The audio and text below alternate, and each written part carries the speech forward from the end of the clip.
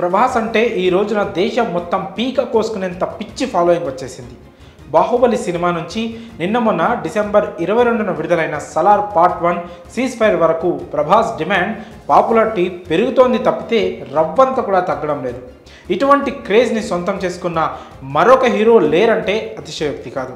అందుకే ప్రభాస్ పేరుతో లింక్ అయిన ఏ వార్త అయినా అది కరెక్ట్ అయినా కాకపోయినా విపరీతమైన ప్రచారం అలవోకగా అప్రయత్నంగానే వచ్చేస్తోంది.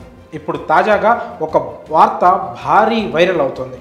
అదేంటంటే అయోధ్యలో అన్నదానం ఖర్చంతా ప్రభాస్దే అని ఈ వార్త సోషల్ మీడియాలో తెగ వైరల్ అవుతుంది. ప్రభాస్ భోజన ప్రియుడన్న సంగతి అందరికీ తెలిసిందే.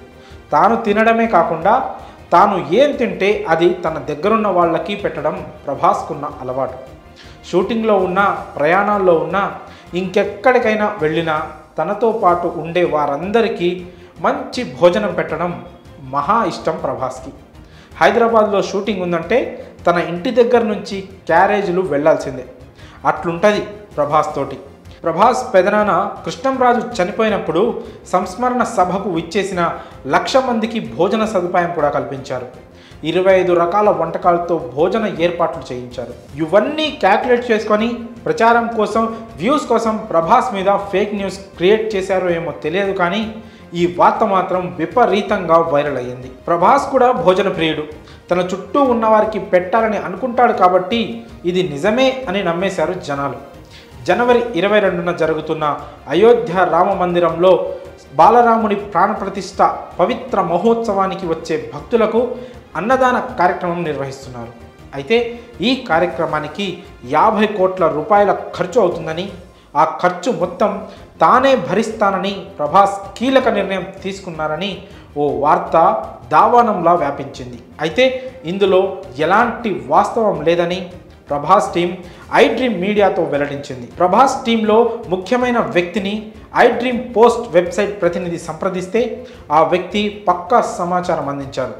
అటువంటిదేమీ లేదని, ప్రభాస్కి అసలు ఈ విషయమే తెలియదని, దీనికి సంబంధించి ఎటువంటి వ్యవహారం నడవలేదని ఆయన వివరించారు.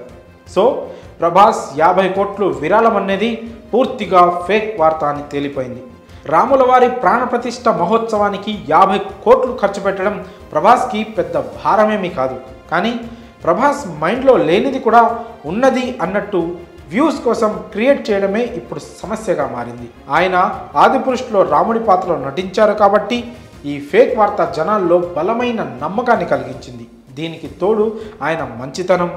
దీంతో ఇదే నిజం అని అనుకున్నారు జనాలు. అయితే ప్రభాస్ టీం ఇందులో వాస్తవం లేదని తేల్చేసింది.